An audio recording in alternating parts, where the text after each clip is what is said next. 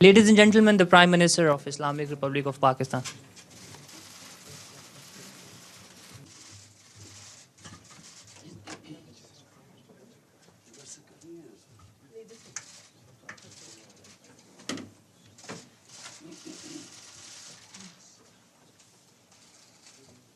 On?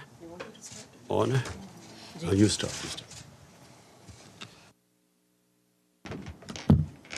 It's on. Assalamu alaikum and a very good afternoon, everyone.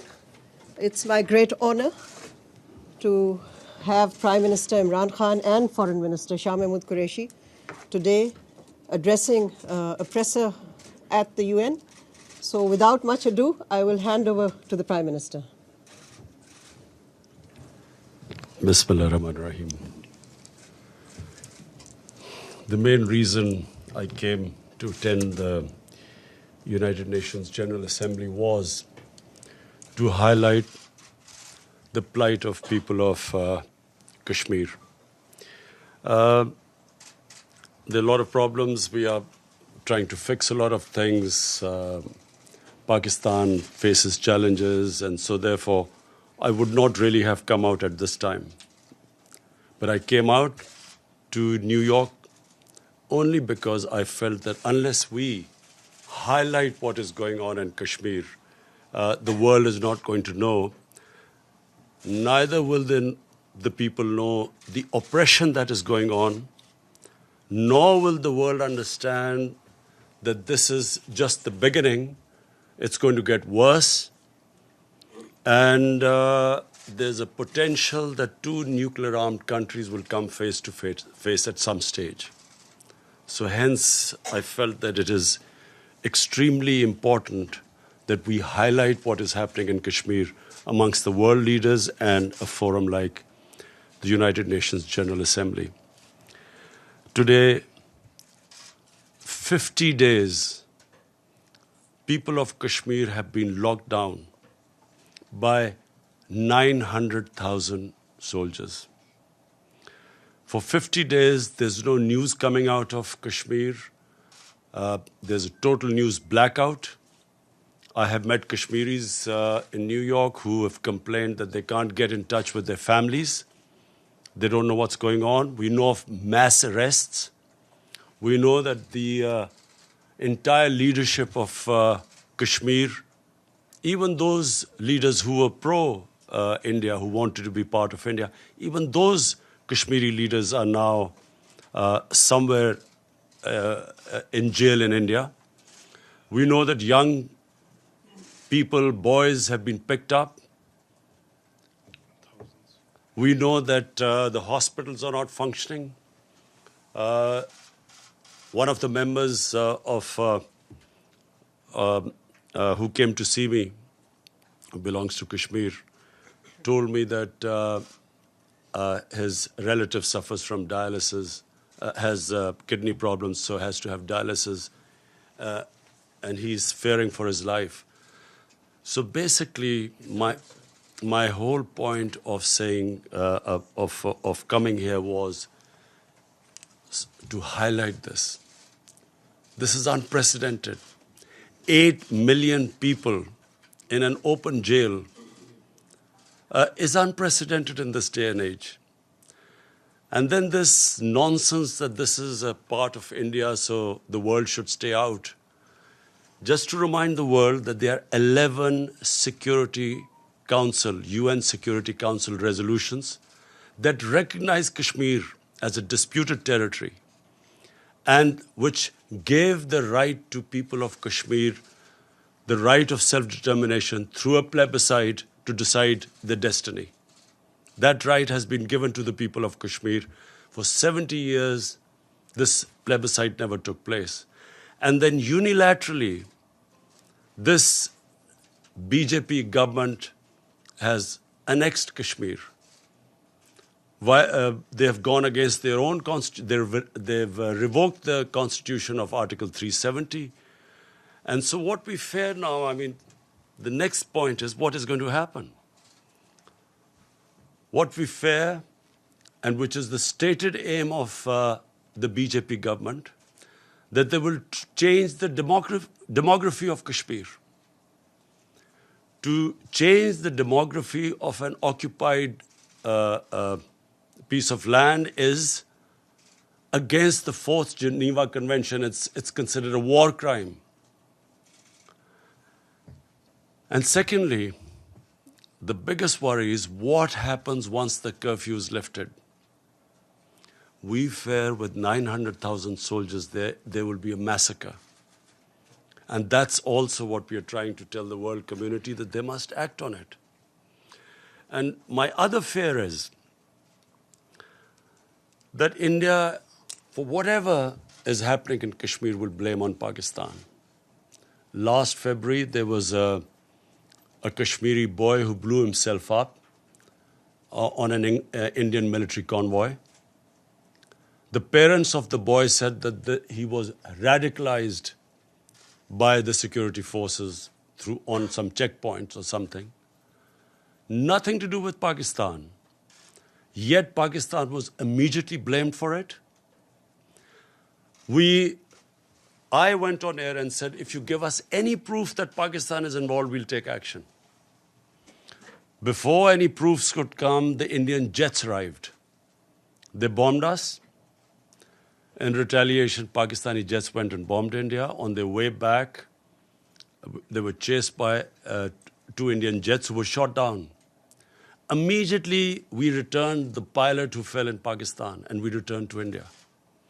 But unfortunately, that was treated not as a gesture of peace, that we didn't want escalation between 2 nuclear-armed countries. It was taken as a sign of weakness, how we were scared of the might of India.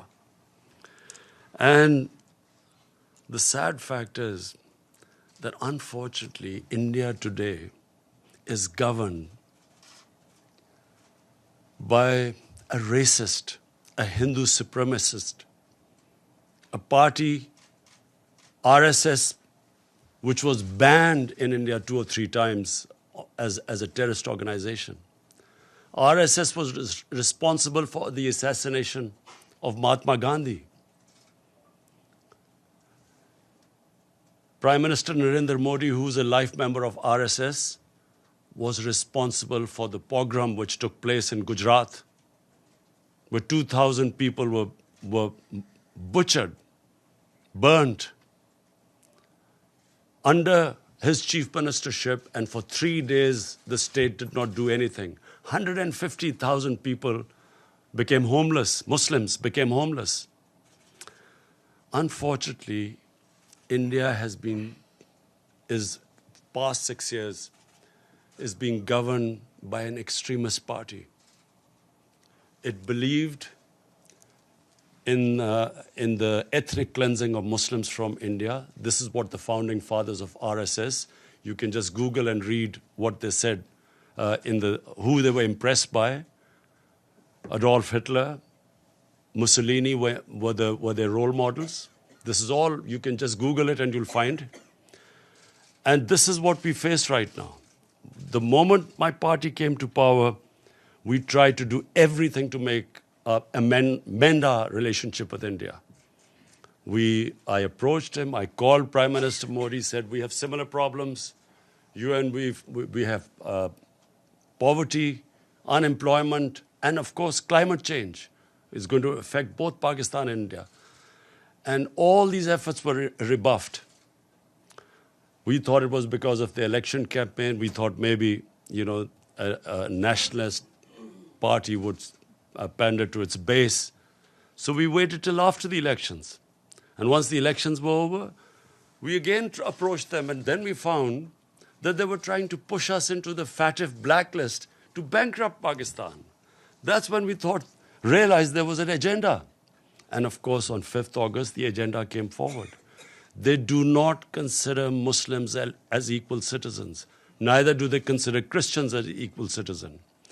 They do not believe in the Nehru-Gandhi secular, plural Indian society. India is changing, has changed in the 6 years. I know India. I have friendships. I know through cricket, I know the India of Nehru and Gandhi, and I know what is going on now.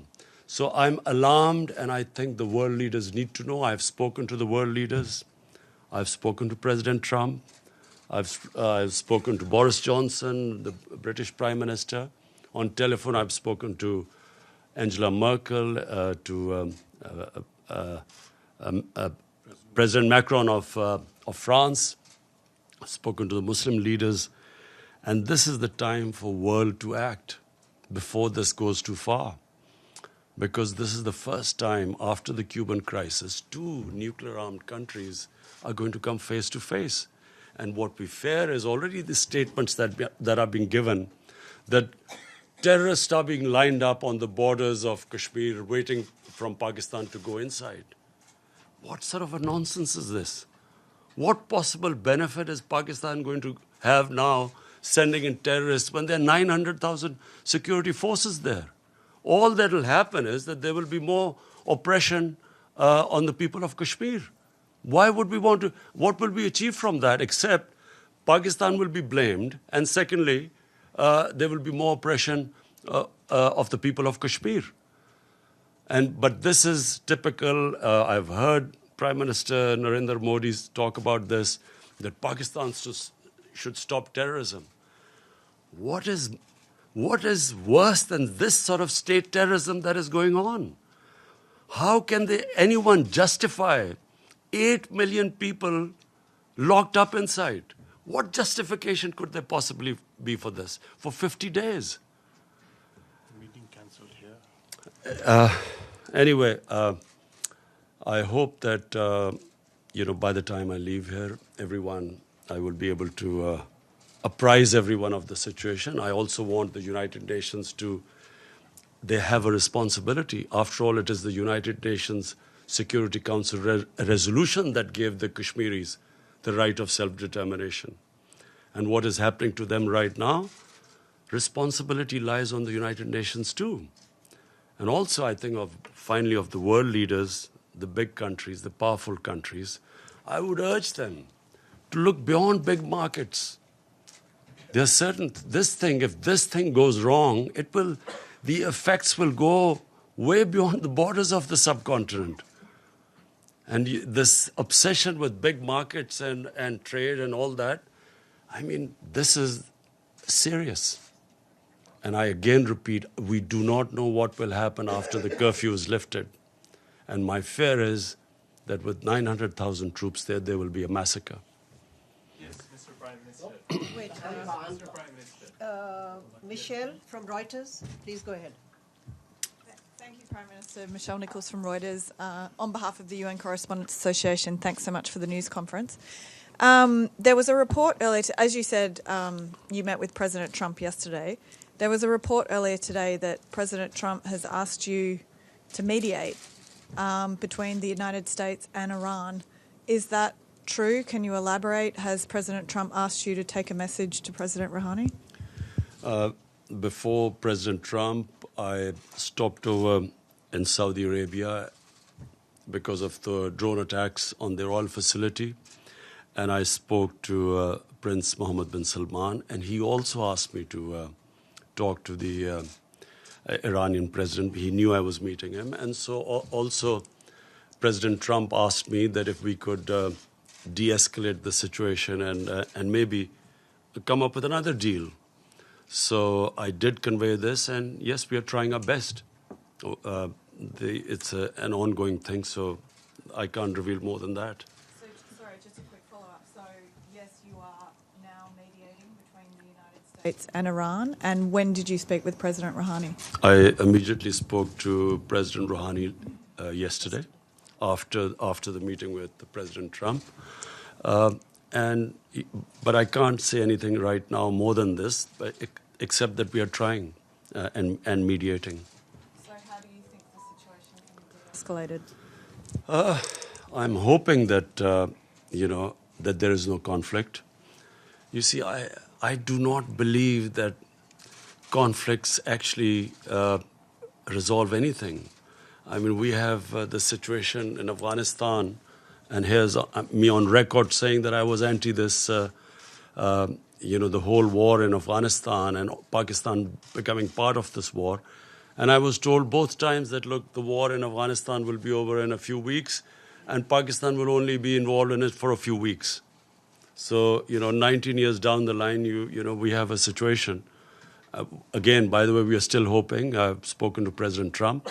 We are trying now to get the talks restarted between Taliban and the Americans. And hopefully, if the deal is signed, which was almost about to be signed, then I would try and meet the Taliban to convince them to talk to the Afghan government then. Because until now, that's where the hitch was. Taliban were talking to the Americans, but not to the Afghan government. So Pakistan is affected by this, by all the turmoil in Afghanistan. We desperately want there to be peace, also for the sake of people of Afghanistan. Also, this would be a tragedy for not just Pakistan, but for all developing countries with their budgets being affected if this war takes place and the oil prices shoot up. It's going to cause much more poverty, so we'll try our best in both cases.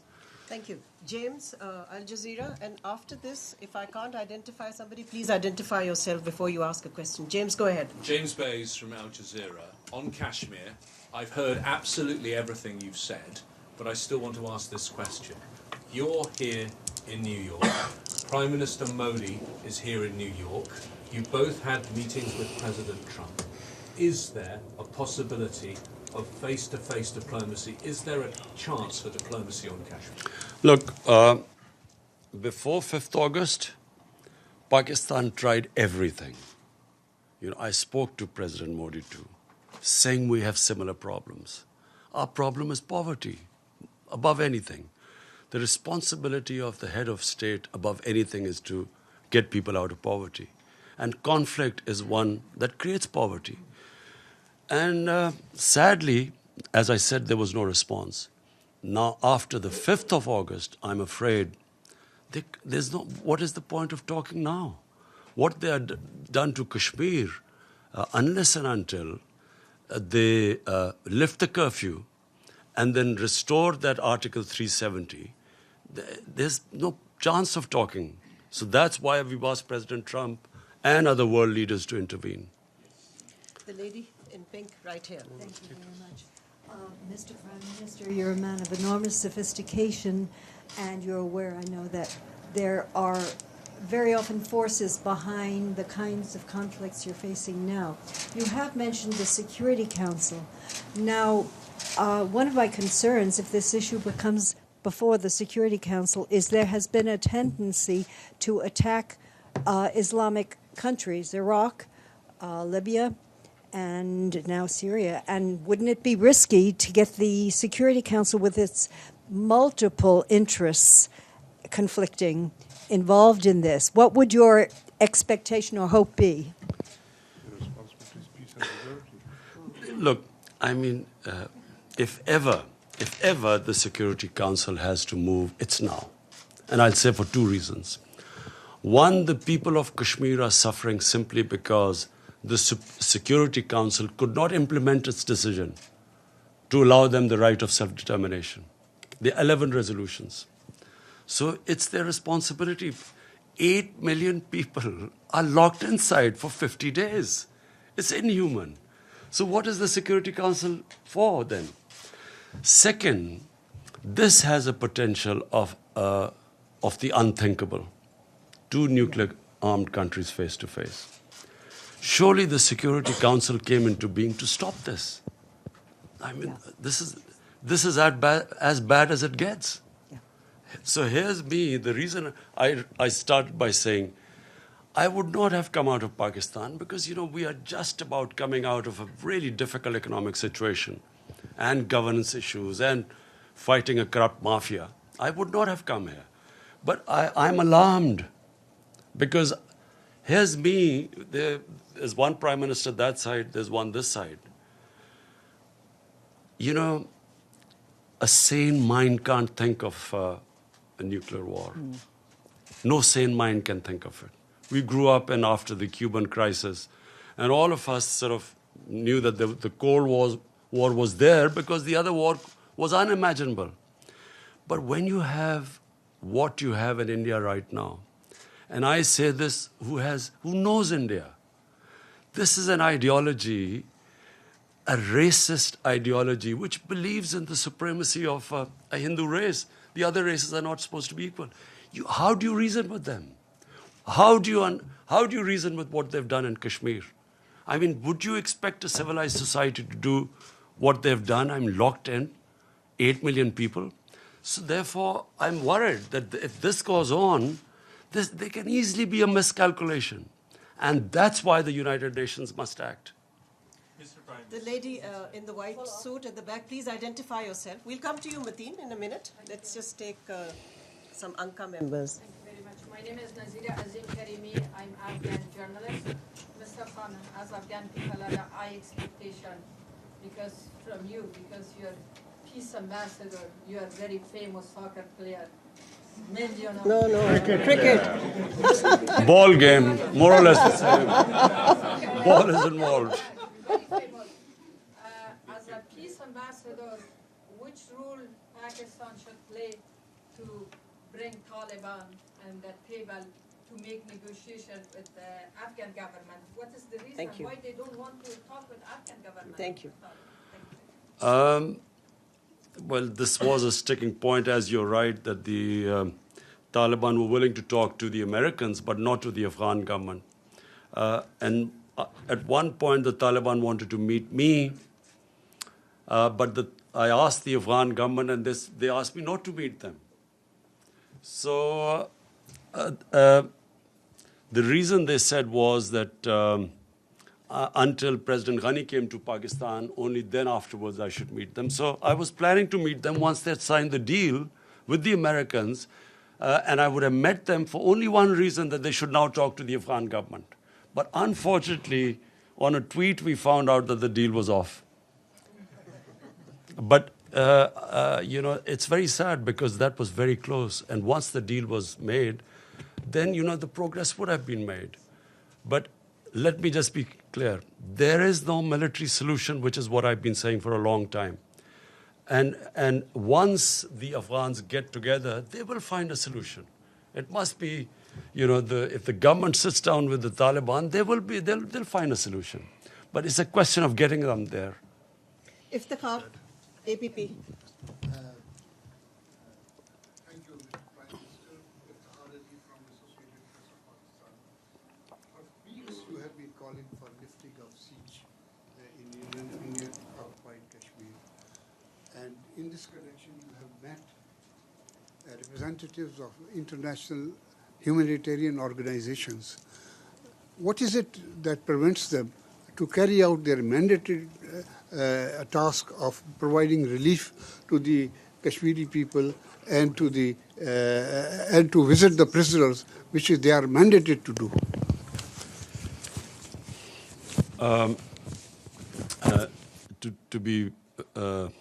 To be absolutely frank, I am a bit disappointed by international community. I'm disappointed first because, if 8 million Europeans were put under siege like this for 50 days, or Jews were put under siege, or Americans were put on siege, well, forget Americans, even 8 Americans were put under siege, but I'm talking about any other. I mean, would the reaction have been the same? They make statements, and there is no pressure as yet on Narendra Modi to lift the siege. So we will keep mounting the pressure.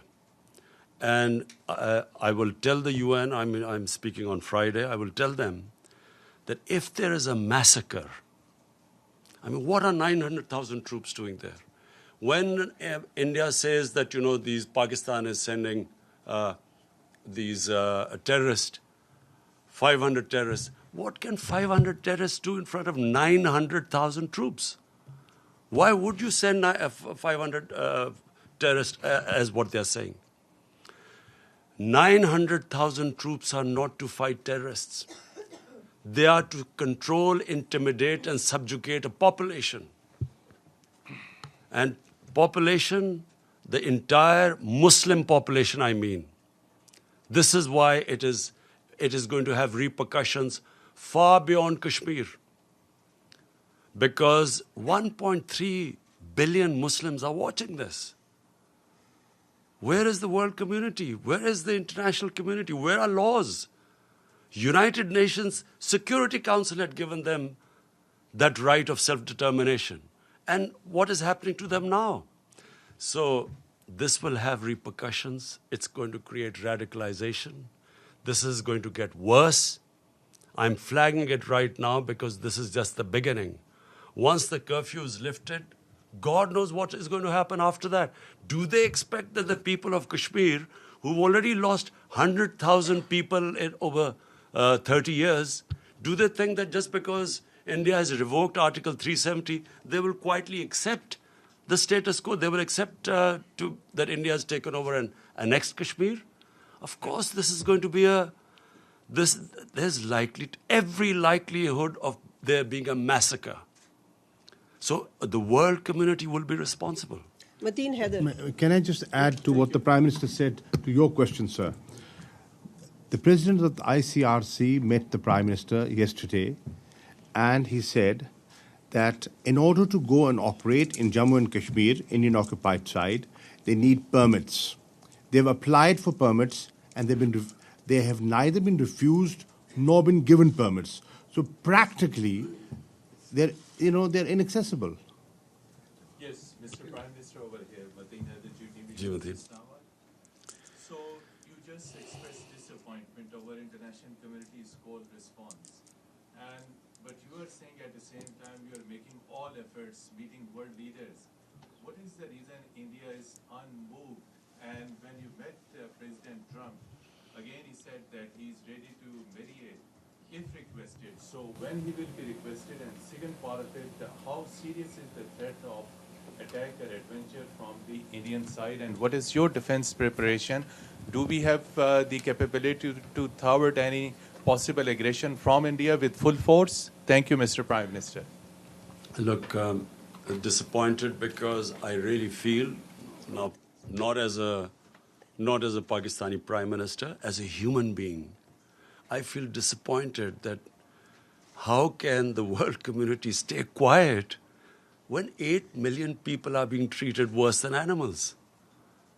It's just simply disappointment coming from there.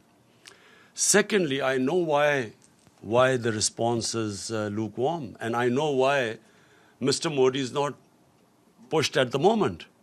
The reason is because people look upon India as a market of 1.2 billion people. Sadly, this is what is happening. Material comes over the human. So it's because it's a big market. They know it's wrong. Everyone I've spoken to knows this is wrong. Some are appalled by it. But they keep quiet because in the end they start thinking of a market. But my simple message to all those who are looking at a big market, this can go very wrong. To your second question, last time when they made Pakistan an excuse for this, a boy brutalized by the Indian security forces who blew himself up, they blamed Pakistan and bombed us. And once a conflict starts between two nuclear-armed countries, and I told the Indian public too on television, I said it will go beyond my hands, or your Prime Minister's hands once it starts. Who knows where it's going to end up? So it's madness to allow this whole situation to deteriorate further, because it's only going to deteriorate. Again, I repeat, what will happen when you lift the curfew? What is going to happen? What do they think that the Kashmiris, after how they've treated them, are they going to quietly now accept India, that India has taken over Kashmir and they'll accept it? I fear there's going to be a bloodbath. And that's when things will start deteriorating very rapidly. I know you all want to ask questions. I'll come to you one by one. The lady in the blue, please go ahead, and if you can identify yourself. Thank you. Thank you, Ambassador. Thank you, Mr. Prime Minister. Betül Yürük from the Turkish news agency Anadolu. You had a meeting with Turkish President Erdogan yesterday. Do you think Turkey could play a role to help resolve the issue between Pakistan and India? Thank you. Well, first of all, I really want to thank President Erdogan for mentioning today Kashmir in his speech. We really feel that I hope that after him more leaders take his lead and at least ask India to lift the siege. We have a very, very good relationship with Turkey, and President Erdogan is coming over to Pakistan next month, which we hope to receive. We hope to increase our trade, all sorts of, we're going to have financial agreements with Turkey. And yes, we are very thankful that the President has taken a very principled stand. Please go ahead. We'll come to you, sir, in a minute. Thank you. Thank you for the press conference, Mr. Prime Minister. My name is Ibtisam Azim from the Daily Arabic Al Arab Al Jadid newspaper. My question to you is, you said that you will keep mounting the pressure. Could you tell us which steps are you going to take? And then to which extent are you afraid that the situation of Kashmir will be very similar to what's happening in the occupied Palestinian territories, where you have a lot of resolutions, a lot of sympathy, but on the ground there is no concrete steps to help the local people. Thank you very much. You see, just like until the Palestinians are given a just settlement, there will always be a problem there. But, you know, of course, Israel is very powerful and probably at the peak of its might. And so for the time being, they've put a lid on it. But eventually there has to be some settlement there with a just settlement where the Palestinians have a homeland. I think that Kashmir is going to be a bit different. For 30 years, people of Kashmir have wanted this freedom movement has grown. Today, the act done by the Indian government of shutting people in their homes for 50 days has alienated the entire spectrum of Kashmiri public. There were at times people who were pro-Indian and who were, as I say, there were Kashmiri leaders like Umar Abdullah and Mehbooba Mufti who were pro-India.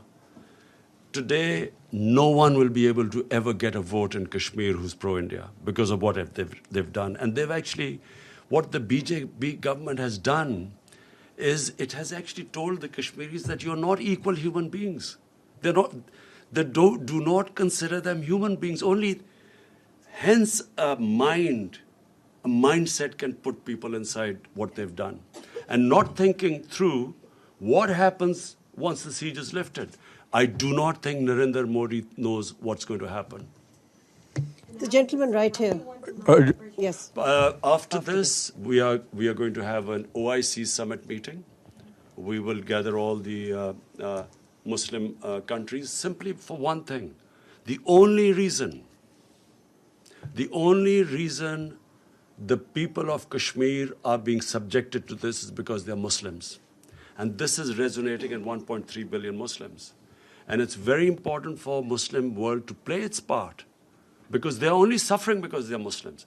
The Hindu Kashmiris are not suffering. And that's why it is important for them to take a stand. Because if the Muslim countries don't take a stand for whatever reason, for their own trade or whatever agreements, that's what leads to radicalization when the governments do not express the wishes of the people and when they see injustice. So I hope that, the Muslim countries, we will have the OIC meeting next month. Joseph Klein of Canada Free Press.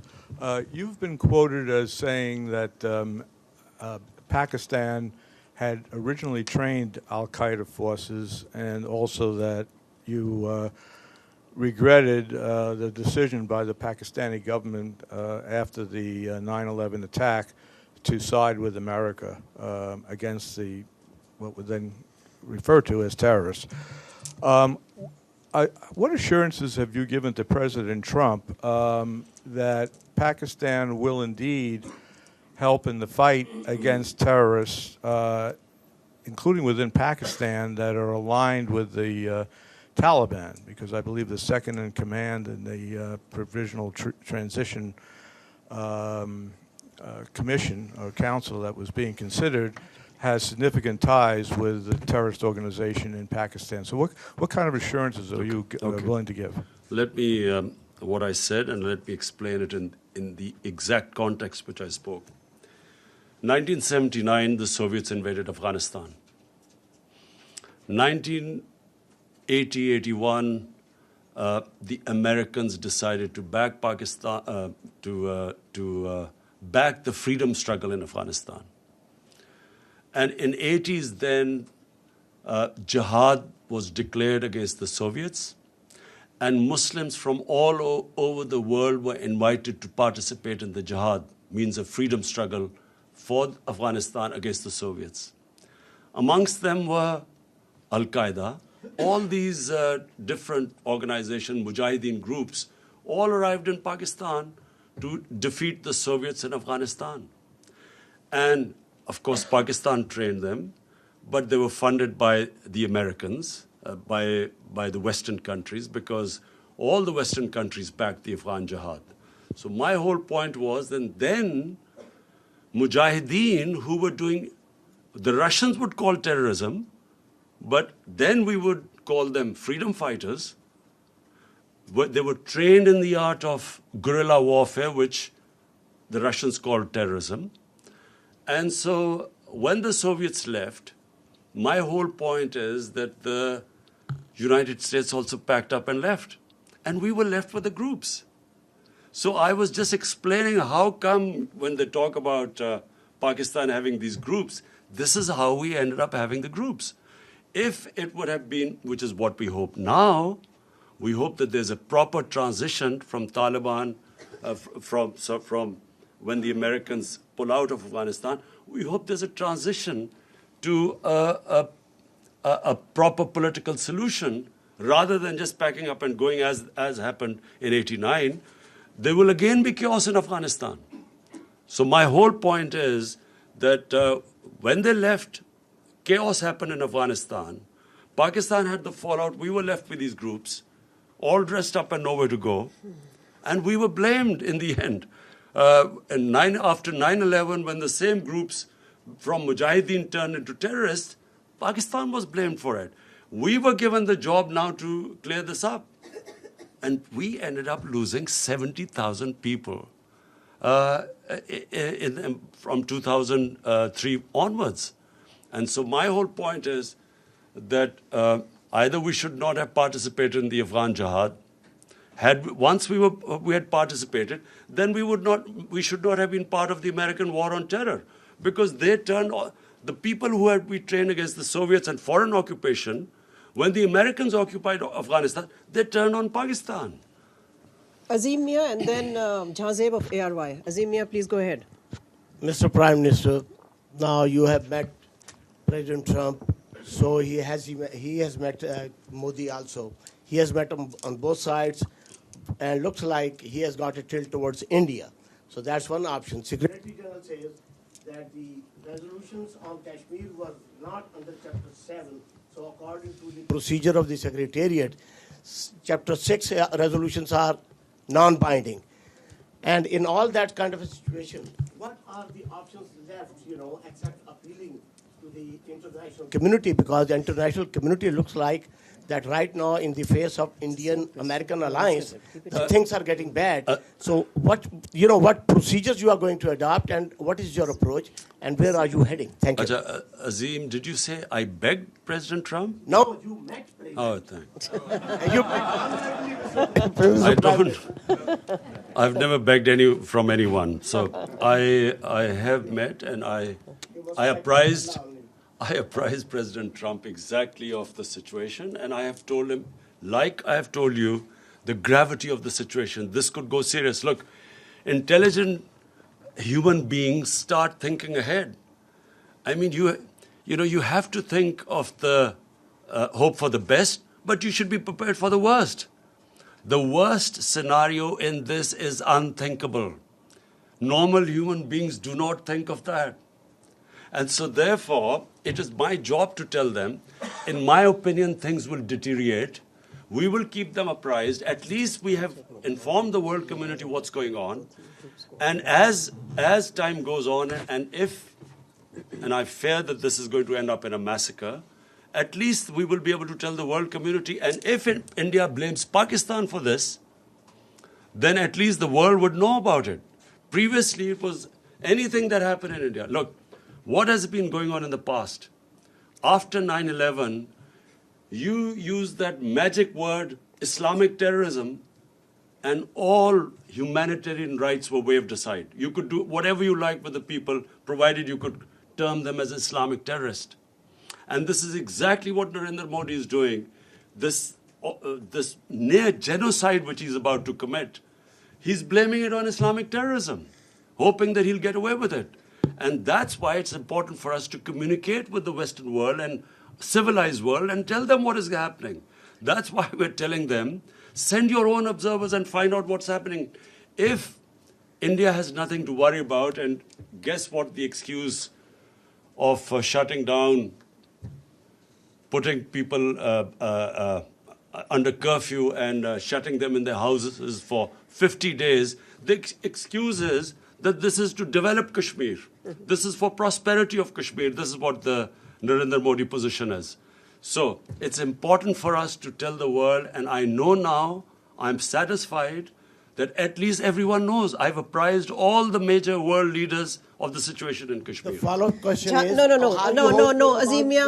No, Azimia. No, there are other people who want to ask a question. Go ahead, Jazeb. Thank you, Ambassador Malia.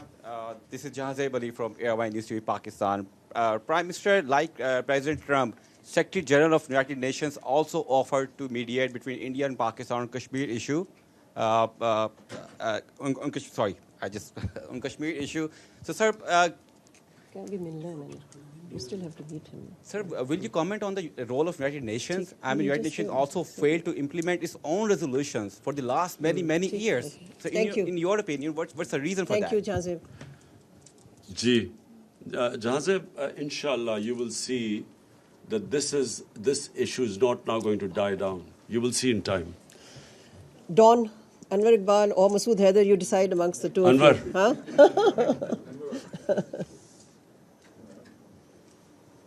Sorry. I have a very brief, very simple question. You are here, met world leaders, you'll be speaking in 2 days, and you'll go back. What other options do you have now if the international committee does not respond? Look, Anwar, let's be straight about this. What options have we got apart from this? I mean, we can't attack India if, clearly that's not an option. Apart from that, we are doing everything possible. Apart from starting a war, we are doing everything possible we can. We are all the time exploring every possibility. We're making sure every world leader knows about the situation. I will be speaking on Friday as well, and I will try my best to make the world understand.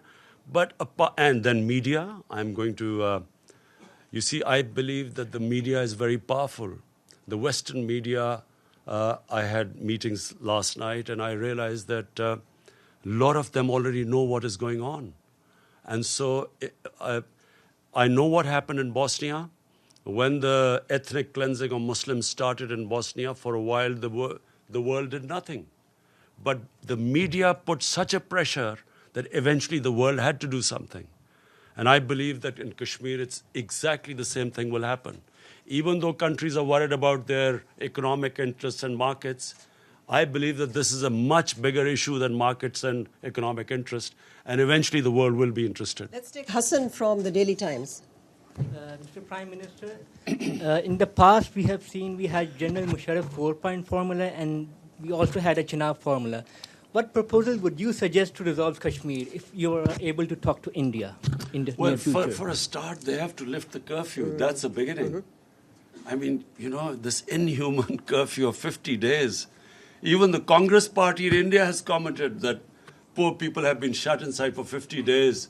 50 days no one knows what's happening with all the prisoners, political prisoners, thousands of them. Thank you very much. In that formula, there was a problem. And the problem was the third party, the most affected party, the Kashmiris, were not in the loop. We have one last question. Go ahead. Muhammad Ikram, Voice of America, US service, we broadcast to Pashto region, Pakistan, Afghanistan. Did Trump ask you to play some role or active role in Afghanistan? And did he told you something about to put some pressure on Taliban? And what were you told him? I'll repeat what I said. We were very surprised because the deal was about to be signed when from a tweet we found out that the deal had been broken. So what we hope is that, and what we will try and do, is to actually get back that deal to be signed. And then Pakistan will do its best to get the Taliban to talk to the Afghan government.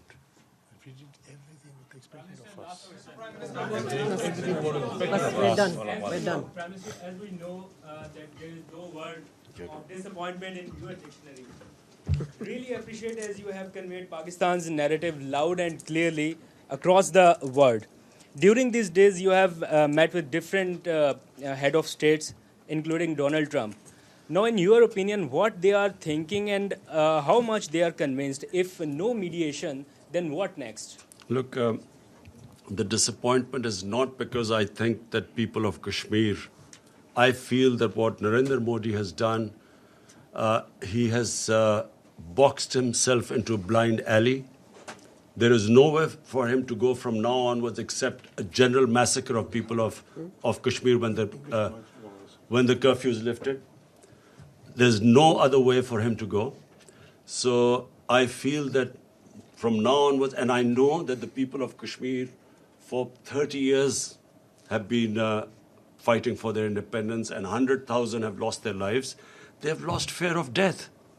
When a population, and you're talking about not few thousands, 8 million people, when they lose fear of dying, and freedom becomes much more important than living a life of slavery, I don't think that he will be able to stop this now. I think the momentum will gain pace. So I'm not disappointed about where it is headed because I know that this will eventually now end up in freedom for people of Kashmir. What I'm disappointed is that for some reason, countries put their economic interests ahead of human beings. This is the same with climate change. Countries, because of not wanting to lose their growth rate, do not realize that what impending disaster this climate change is bringing to the world. Neither do countries, for instance, which I'll be speaking about, this money laundering which comes from the developing world into the rich countries every year. Billions and billions of dollars from poor countries moves to rich countries through corruption, ruling elites of developing world, taking the money out. And unfortunately, because if anything, the richer countries gain from it, they do not take any steps to stop it. This is a plunder of the poor countries. The poor countries are getting poorer. The rich are getting richer. And these criminals who plunder the poor countries have an easy way of parking their money, buying flats in New York and London. And that's what we want. We want the world to take notice of this. The richer countries, they should have strong money laundering laws. They should, if we can identify that money has been stolen from our countries, it should be immediately given back to us.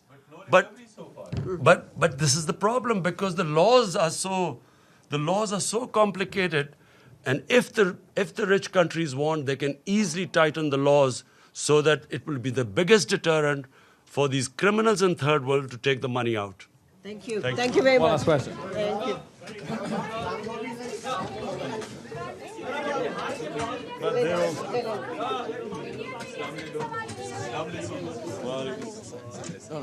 है वो allowed तो होता नहीं है Pakistani media का allow करते हैं नरेंद्र मोदी के उसमें India media is third great मसला हल करे ना इंडिया